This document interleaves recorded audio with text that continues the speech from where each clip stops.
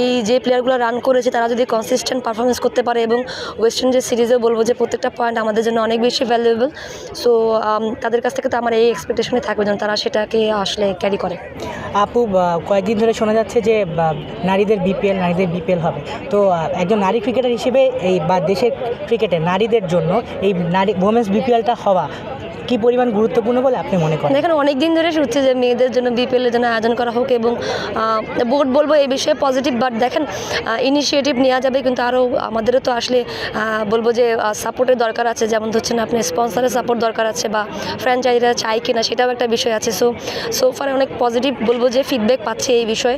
So ইনশাল্লাহ যদি আমরা এরকম পজিটিভ ফিডব্যাক পেতে থাকি এবং কন্টিনিউয়াসলি মেয়েরা যেভাবে ভালো করছে, সো অবশ্যই সামনে যদি আমরা সুযোগ হয় আমাদের স্লটে যদি এরকম থাকে, এবং আমি বলবো যে টি20 ফর্মেটে আপনাকে কম্পিটিটিভ ক্রিকেট যত আপনি বেশি খেলবেন তত আপনার টিম হচ্ছে বলবো যে টিম ওয়াইজ উন্নতি করার একটা জায়গা থাকবে। কারণ দেখেন বাইরের টিমগুলো কেন এত বেশি ভালো ক্রিকেট খেলে, কারণ তারা হচ্ছে বিভিন্ন জায়গায় ফ্র্যাঞ্চাইজি খেলে এবং বিভিন্ন ধরনের কন্ডিশনে খেলে, যার কারণে দেখা যাচ্ছে তাদের ব্যাটিংটাও ডিফারেন্ট থাকে বা টিম ওয়াইজ তারা অনেক বেশি কম্প্যাক্ট ক্রিকেট খেলে। সো আমাদের জন্য যখন একটা আমরা ফ্র্যাঞ্চাইজি টুর্নামেন্ট খেলবো তখন আমাদের ভিতরে ওটা ডিফারেন্ট বলবো অ্যাটমসফিয়ার কাজ করবে এবং ডিফারেন্ট ধরনের একটা রোল সেট করা যাবে তখন।